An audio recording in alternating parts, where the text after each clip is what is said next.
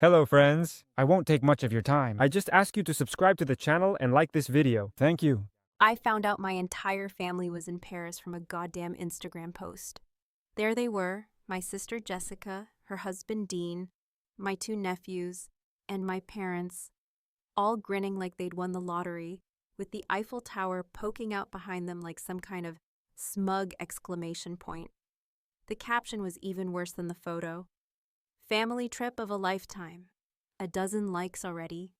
A few heart comments. A comment from our cousin Lindsay that said, "So happy for you guys, much deserved." I blinked and stared at the screen for a full 30 seconds, trying to make sense of it, like maybe it was photoshopped or maybe it was from years ago. But no, the kids were in clothes I'd seen Jessica buy just last week, and my father had a new cane he hadn't had before. It was real, it was right now, and I wasn't there. No one told me, not a word. Not a single damn word. No casual mention, no offhand, "Hey, we're thinking about Paris." No last minute, "Wish you could come," nothing. Total blackout. And it wasn't like I lived across the country. I was in the house they lived in. My house. The one they moved into 2.5 years ago when Dean lost his job, and Jessica said they just needed a few months to get back on their feet. That was 29 months ago, and not only had they not moved out, they'd made themselves comfortable like they were doing me a favor. I sat at my kitchen table, in the same spot I had made coffee for Jessica every damn morning for the first 6 months they lived here. Back when I still thought being the helpful sister meant something. Back when I thought family meant showing up for each other and not locking someone out of the fun because she didn't have a husband and kids to match the group photo. I kept staring at that picture, like maybe if I blinked hard enough, I'd see myself in the background. A reflection in a window. Something. But of course, I wasn't there. They didn't want me there. Later that afternoon, I texted Jessica just one word. "Paris?" No response. I waited, refreshed the thread a few times, then sent another. "Are you serious?" Still nothing. I checked our family group chat. No new messages in weeks. That was when I started to suspect she'd blocked me. It was so simple. Just one tap on her screen, and I was erased. Erased from my own family's vacation, from their lives, from the photos they'd be showing people for the next 10 years. I wasn't invited because, as she once so gently put it would have been too crowded. That's what she told our cousin 2 days before they left, apparently. Too crowded. Like I was a folding chair in the way. Like I didn't belong in the damn frame. I got up, walked through the living room they'd rearranged without asking, past the couch I bought with my own money, and stepped into what used to be the guest room. Now it was a makeshift bedroom for their kids. Legos on the floor, cartoon stickers on the closet door, juice stains on the rug. Nothing about this space was mine anymore, except, legally, everything was. I looked around, hands on my hips, and whispered to myself, maybe it's time I start charging rent. But even that felt too small, too polite. This wasn't just about money, this was about being used. Let me paint this clearly. For over 2 years, I paid the mortgage, utilities, and internet bill. I handled yard work. I cooked more dinners than I care to count. And when their youngest got sick, I stayed home with him so Jessica could go to her yoga class. I didn't complain. I figured that's what family does. And now, when they finally get a chance to go somewhere magical, I'm the one left out. The same Karen who took care of Mom when she had her stroke. The same Karen who gave up a promotion because Jessica begged me not to move cities. "We need you," she'd said back then. Yeah, they needed me until they didn't. I didn't even cry. That was the strange part. No tears, just a sort of dull buzzing in my chest, like a smoke detector going off in the distance, barely loud enough to bother you but impossible to ignore.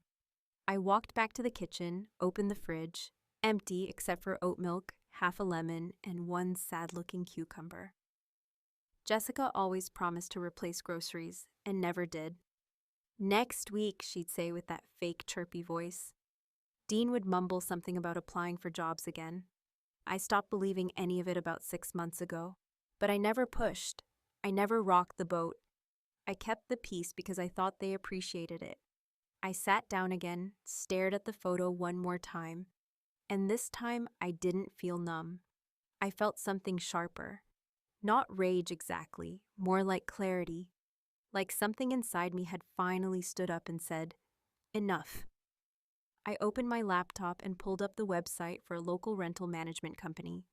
I had looked at it once before, in a moment of weakness, but I never followed through. This time, I filled out the inquiry form. When the agent called the next morning, she sounded cheerful, said the market was hot. Lots of people looking for the month-to-month rentals, especially furnished homes. "You'd be surprised how fast we can place someone," she said. I told her the house was available in 5 days. She asked if I was sure. "Oh, I'm sure," I said. I was never more sure of anything in my life. As I hung up, I noticed something in the trash bin by the door. A receipt from REI, dated 4 days ago. Jessica must have left it there by mistake. It showed over $800 in purchases, matching hiking boots, kids' travel backpacks, neck pillows. They'd been planning this trip for weeks, probably laughing behind my back, swapping travel apps and hotel reservations while I was out picking up their dry cleaning. I picked up the receipt, held it between 2 fingers, and just stared at it. The audacity. That's when it hit me. They didn't just leave me behind. They never intended to bring me. I was never part of the plan. I was never in the photo. But I was about to take control of the frame.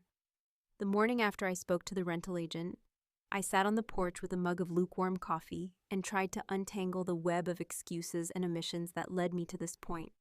The idea that the trip had been planned for weeks wasn't a theory anymore. It was a fact. Jessica's REI receipt confirmed what the Paris photo already screamed. They never even considered inviting me. And while it would be easy to blame Jessica for orchestrating the exclusion, I couldn't help but feel a deeper kind of sting when I thought about the others. My parents, who I thought had at least some remaining loyalty. Dean, who once promised he'd pay me back as soon as things turn around. Even my nephews, who I practically raised over the last 2 years. It wasn't just one person leaving me out. It was all of them. That phrase, "too crowded," looped in my head like a bad jingle from an insurance commercial you can't forget. I didn't even hear it from her directly. I heard it through our cousin Lindsay, who dropped it during a casual phone call, assuming I already knew. When I asked her to repeat it, her voice dropped and got awkwardly soft, the way people talk when they realize they've accidentally revealed something they shouldn't have. "Yeah," she said. "Jessica told me they wanted to keep the trip light and simple. You know, less stress, fewer people. She said it would have been too crowded."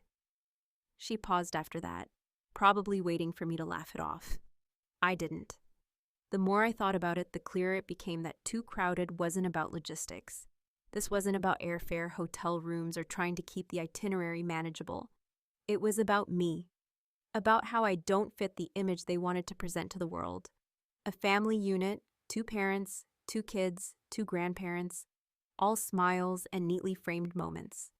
There's no place in that lineup for the unmarried, childless sister who pays the bills and sleeps alone in the master bedroom because she gave up the guest suite to keep everyone else comfortable. I was convenient when they needed me, disposable when they didn't. I thought about calling my mother, but something in my gut stopped me.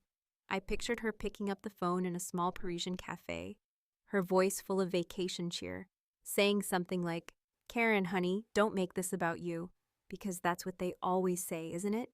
That I make things about me, that I'm too sensitive, that I read into things too much.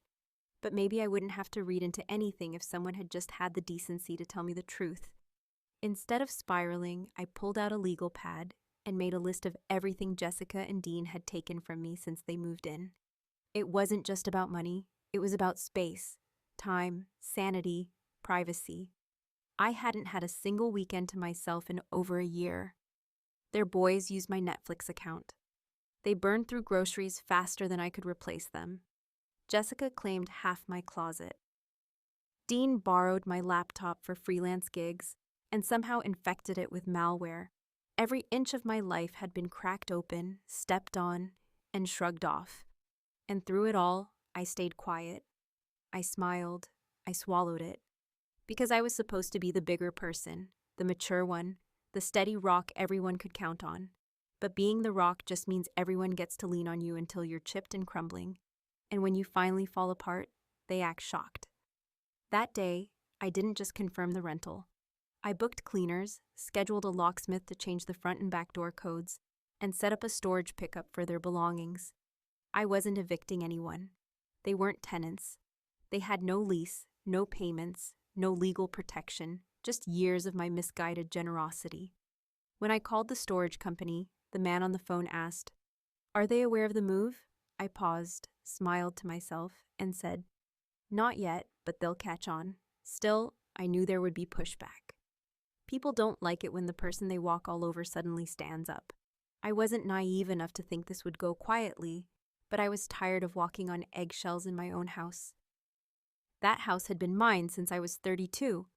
I bought it alone, with a promotion I earned, after spending 5 years working nights and weekends, while Jessica was busy posting inspirational quotes on Facebook.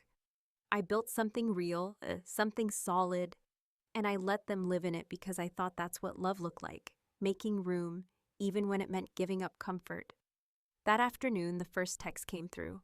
It was Jessica. "Hey, can you turn the heat on remotely? The Nest app won't connect." There was no context, no apology, not even a "how are you," just a demand. I stared at the message, read it twice, and then sent a single reply. "There's a new family living there. Ask them."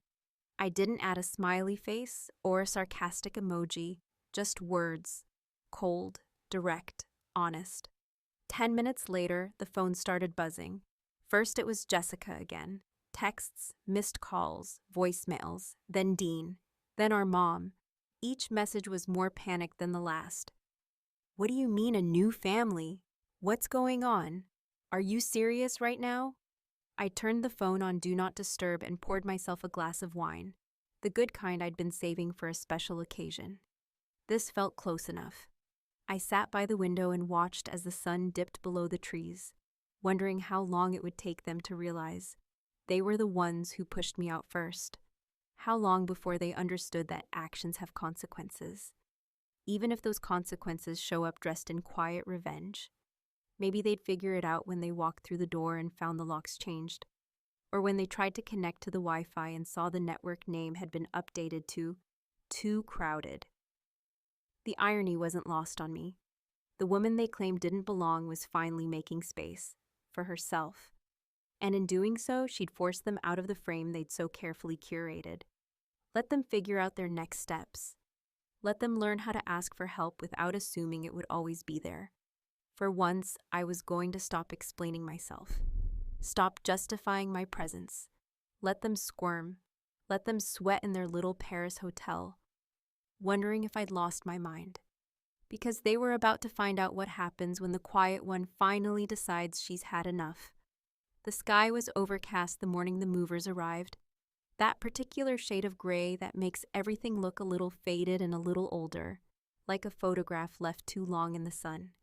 I stood in the driveway with a clipboard in one hand and coffee in the other, wearing the same flannel I'd been wearing when I let Jessica and Dean move in over 2 years ago. Back then, I opened the front door with a hopeful smile and a ridiculous amount of trust, thinking I was doing something noble, something selfless. That version of me would have baked muffins for the movers. This version kept her hands in her pockets and gave short, direct instructions. The new tenants were set to arrive in 3 days, a small family with 1 child and a dog, relocating temporarily while their own house was undergoing a remodel. They were respectful, responsive, and, unlike my sister and her husband, more than willing to pay above market rate for a fully furnished home in a quiet neighborhood. I'd met them over video call and liked them immediately. No sob stories, no emotional manipulation, just a simple transaction, exactly as it should be. The movers were fast and efficient, the kind of crew that didn't talk much, just nodded when you pointed and double-checked everything on their list.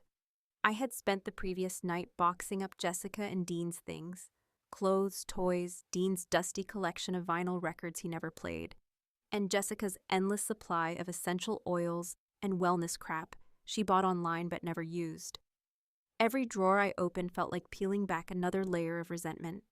There were bills with my name on them and her handwriting in the margins. There were toys I'd purchased for birthdays she forgot to plan. There were clothes with tags still on them, things she bought while insisting they couldn't afford to pay for groceries that month. What stunned me the most, though, was just how much they'd allowed themselves to settle in. This wasn't a temporary stop for them anymore. It was their home, in their minds at least. They had put up framed photos in the hallway, rearranged the furniture in the living room, even left sticky notes on the pantry shelves with notes like, "Buy more almond butter," and "Dean, stop eating snacks meant for the boys." It was like they'd scrubbed me out of the place entirely, like I was the one who needed to ask permission to be there. The disrespect wasn't loud or dramatic. It was quiet and cumulative. 1,000 little paper cuts that I had ignored until the bleeding was too much to ignore anymore. I paid extra to have their belongings moved into a climate-controlled storage unit on the edge of town and arranged for the keys to be held at the facility's front desk under Jessica's name. I included a typed inventory list, not because I owed them the courtesy, but because I wanted there to be no reason for anyone to say I was vindictive or careless. Every item was accounted for, every box labeled, every step documented. I didn't slam the door. I closed it slowly and locked it behind me. Later that afternoon, I changed the Wi-Fi name, the lock codes, and the utility account passwords. I called the post office and updated the delivery address. I even walked through each room with my phone camera, taking photos and videos, time-stamped and saved in the cloud, just in case they decided to make a scene later. Everything I did was deliberate, measured, and 100% within my rights. This wasn't petty. It was overdue. Around 5 in the evening, while I was sitting on the porch again, feeling more clear-headed than I had in months, Jessica finally called. Not a text this time, a real call. I let it ring out. Then she called again. I let that one go too. Finally, on the third try, I picked up and didn't say anything. I just waited. "Karen?" Her voice was cautious, not quite apologetic, but careful in that way people get when they know they've pushed too far and aren't sure where the line is anymore. "What's going on? Why can't we get into the house?" I waited a few seconds before answering, my voice calm and even. "Because the house isn't yours. It never was." There was silence on the other end, the kind of pause that says more than a scream ever could. Then she laughed, nervously, disbelieving. "What are you talking about? We live there." "No, Jessica," I said, leaning back in my chair and watching the trees sway in the wind. "You stayed there, for free, for over 2 years, and now you don't. You can't just, Karen, we have kids. You can't throw us out." "I didn't throw you out," I replied. "I ended an arrangement you never respected. You were never tenants. You never paid a dime. And you left me behind while you all ran off to Paris. Do you really think I wouldn't notice? That I wouldn't care?" She didn't answer right away, and when she did, her voice was tight. "It wasn't like that. It was supposed to be simple, fun. You don't even like traveling." I nearly laughed at that, the absurdity of it. "You didn't ask what I like. You assumed I'd be here, keeping the lights on, watching the house, waiting for you to come back. But not this time. I'm done waiting." I ended the call before she could respond and set my phone on silent. That night, for the first time in what felt like years, I slept with both windows open and the door locked from the inside. Not because I was scared of who might come in, but because I finally knew who didn't belong anymore. This wasn't a moment of cruelty. This was a long overdue reset. And while they scrambled for explanations, for sympathy, for a place to go, I sat in the center of my own home, undisturbed, knowing that sometimes peace doesn't come from forgiveness. Sometimes it comes from finally claiming what's yours. By the 4th day, the text had taken on a different tone. The first wave was pure panic, frantic messages from Jessica, barely coherent and strung together with half sentences and guilt-ridden appeals that tried, in their clumsy way, to frame me as the one out of line. Then came Dean's attempts at reason, riddled with soft-pedaled suggestions like, Let's talk this out like adults, and we can figure something out if you just call me. When those failed, my parents entered the fray. My mother left a voicemail that started with, "Sweetheart, I just want to understand," and ended with her asking if I'd seen the Paris Opera House yet, as if pivoting to pleasantries could soften the blow. My father's text was short and clinical. "You've made your point. Please don't make this harder than it already is." But what no one ever did, not once, was apologize. Not a single person acknowledged the deliberate exclusion or the years of slow, grinding disrespect that led me here. They only acknowledged the consequence. That was the part that really hit me. I didn't respond to any of them. Instead, I got in my car that morning and drove to the cemetery just outside town. It wasn't something I did often, not out of avoidance, but because I never believed that the person I loved was under that stone slab. My mother had been a woman of motion, always tidying, always walking, always humming low tunes under her breath while she folded towels or chopped onions. It felt absurd to visit her in a place so still, but today I needed the kind of conversation that only happens when the other person can't talk back. The grass was dewy, the ground soft under my sneakers, as I walked past the rows of names and dates that whispered stories no one remembered anymore. When I reached her grave, I crouched down slowly, brushing away the leaves that had collected in the crevices of her name. I sat cross-legged beside her, resting my hands on the ground, as if expecting some trace of warmth to rise from the earth. "You'd probably be disappointed in me," I said. And it wasn't sarcastic. I meant it. "You always said to keep the peace. You said family is the one thing that doesn't leave." I paused, exhaled hard through my nose. But what happens when they never really showed up to begin with? I told her everything, about Paris, about the photo, about the heat in my chest when I saw it, and the hollow pit in my stomach that had been building for years. I told her how Jessica and Dean had slowly drained me dry, not just of money and space, but of energy and self-worth. I admitted that I'd known for a long time I was being used, but kept playing along because I thought being good meant being quiet, that I let myself become a convenience, that I let my own life shrink around their needs, waiting for someone to notice how much I was giving up. I reached into the paper bag I'd brought with me and pulled out a warm croissant, the kind she used to get from that little bakery downtown on Sunday mornings. It was a silly gesture, I knew that, but I laid it gently at the base of the stone anyway. "They brought everyone to Paris," I said, "but left you and me right here." It wasn't melodramatic, it was true. In some weird, quiet way, I had become more like her than I ever intended. The quiet one, the helper, the background presence that makes everyone else's life work, while hers just quietly disappears. When I got back home, the driveway was empty and the house still. The new tenants were set to arrive the next morning. I walked through the rooms one last time, not because I was leaving, but because I wanted to remember what this house looked like clean, untouched by obligation. The furniture was back where I wanted it. My books were on the shelves again. My clothes had reclaimed the closet.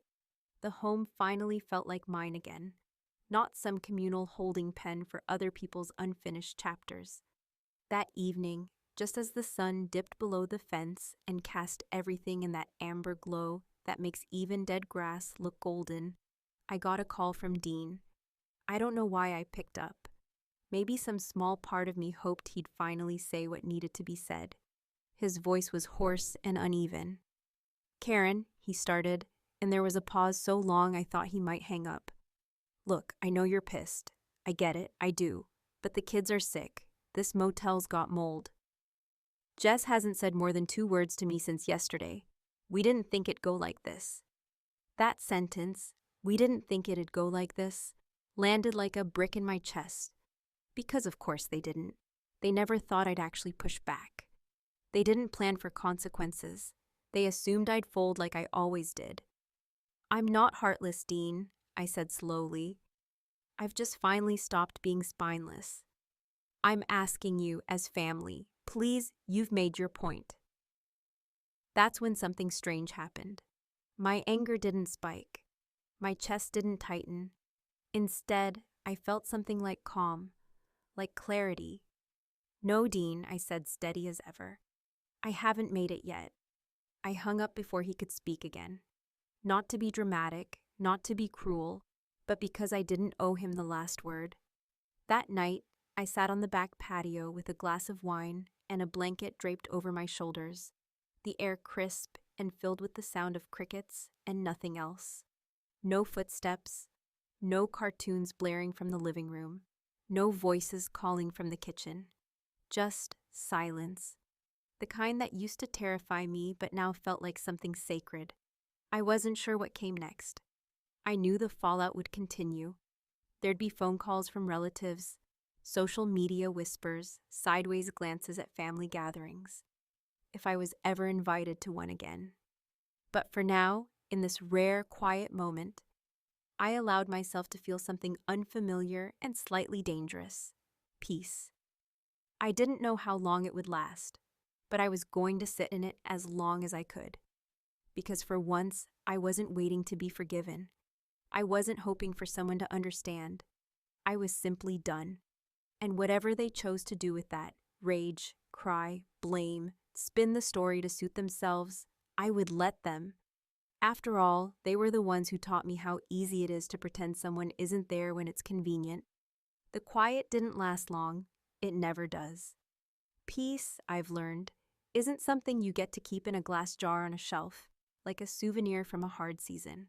It's more like a borrowed coat, warm and comforting, but never really yours, and always at risk of being ripped off your shoulders the moment someone else feels cold. The messages that had once come in slow waves now crashed all at once, my phone buzzing every few minutes with some new demand, guilt trip, or thinly veiled threat wrapped in family language. What started as desperate pleas from Jessica and Dean quickly evolved into more carefully constructed guilt missiles from my father and aunt, both of whom had evidently decided that I had committed some form of spiritual treason against the sacred institution of family by locking the doors to my own home. My father's first message had been a text so short and so cold it could have been mistaken for a bank notice. He said I was being rash, that I was overreacting, that family doesn't punish family. But there was no mention of Paris, no mention of the years they had leaned on me like I was some kind of unshakable pillar they could pile their entire weight on. No admission of how I had been left out of a trip that should have been a celebration of shared memories, not an escape that required my absence to feel complete. My aunt's message, on the other hand, came with all the flavor and performance I remembered from childhood, dripping with disappointment, layered with religious references, and ending with a not-so-subtle warning that bitterness turns the heart to stone. None of them asked how I was. None of them asked why. None of them said the one word that might have cracked the armor I had spent months, maybe years, building around my patience: sorry. But then, when I least expected it, something arrived in the mail that stopped me cold. There was no return address, no signature, no name inside. Just a simple postcard from Paris, featuring a washed-out photo of a narrow street and a pair of lovers in the background, laughing under a shared umbrella. On the back, in blocky handwriting I couldn't quite place, were 4 words. You were right. Finally, that was it. No explanation, no initials, no clue. And somehow that small, impersonal message hit harder than all the voicemails and family lectures combined. It wasn't just a confession, it was a confirmation. Someone had finally seen the truth, even if they didn't want to admit it out loud. I kept that postcard on my nightstand for days, flipping it over now and then, trying to decide who might have sent it. Jessica, unlikely. She was too proud, too entrenched in her version of the story to ever offer something like that, even anonymously. Dean, maybe, in some late-night moment of guilt. Or perhaps it was one of the cousins, someone who'd seen the Instagram photo and, unlike the rest of them, realized how deeply wrong it all was. Or maybe, and this thought chilled me a bit, it was someone I hadn't considered at all. Maybe it wasn't a person seeking forgiveness, but someone offering solidarity. A quiet nod in the dark, from one overlooked sibling to another. I thought about reaching out, not to rekindle ties or rebuild bridges, but to draw a clear boundary with a thick black marker. I opened my messages more than once, fingers hovering over the screen, typing out sentences I would never send. I'm not angry anymore. I'm just not interested in pretending. You left me behind, and I finally decided not to wait for you to come back. But every time I deleted the draft, I realized I didn't want a conversation. I didn't want to explain. For the first time, I had nothing left to say. There was something eerie about reclaiming a space that had been shared, about moving through rooms that still held the echoes of other people's lives, voices, and routines. I would find toys tucked behind furniture, bits of glitter stuck in the carpet, half-used shampoo bottles in the guest bathroom. All of it a quiet reminder of how long I had made room for everyone but myself. I didn't throw any of it away immediately. Instead, I gathered it slowly, placing everything into a large plastic storage bin and labeling it with a single word: closure. It was childish, maybe even a little theatrical, but it felt good, tangible, final. One evening, weeks after the new tenants had moved in and the calls had slowed to a trickle, I went to a small diner on the edge of town, the kind of place with sticky menus and pie that always tastes a little better than you expect. I sat alone, watched a young couple in the corner, arguing softly over something that probably didn't matter, and I allowed myself the strange, unfamiliar sensation of not being needed. No one was waiting on me. No one was leaning in with expectation or trying to twist my kindness into obligation. I was just a woman eating pie alone, and that was enough. When the check came, the waitress smiled and said, "Someone already covered you." I blinked. "Who?" I asked, looking around. She shrugged. "Didn't say. Just that they knew you'd be here." I didn't ask again. I just left the tip, nodded my thanks, and walked out into the cool evening with a stomach full of warmth and a strange weight in my chest. Not sadness, not quite. More like the realization that I would probably never know the full story, never get the closure I thought I needed. And maybe that was the point. Sometimes the people who hurt you never admit it. Sometimes the people who love you do it in silence, from a distance, behind a wall they can't explain. And sometimes the only justice you get is the life you build when no one else is trying to live it for you. As I drove home, I thought about the house, about the silence that now filled it, about how for so long I had equated silence with emptiness. But now I knew better. Silence wasn't emptiness. It was space. It was possibility. It was peace. They had gone to Paris without me, left me behind like I was a loose thread on the edge of a perfect photo. But I didn't unravel. I cut the thread, tied it off, and made something new out of what they discarded. I wasn't the victim of this story. I was its author, and I had written the ending I needed. Even if no one else liked how it turned out,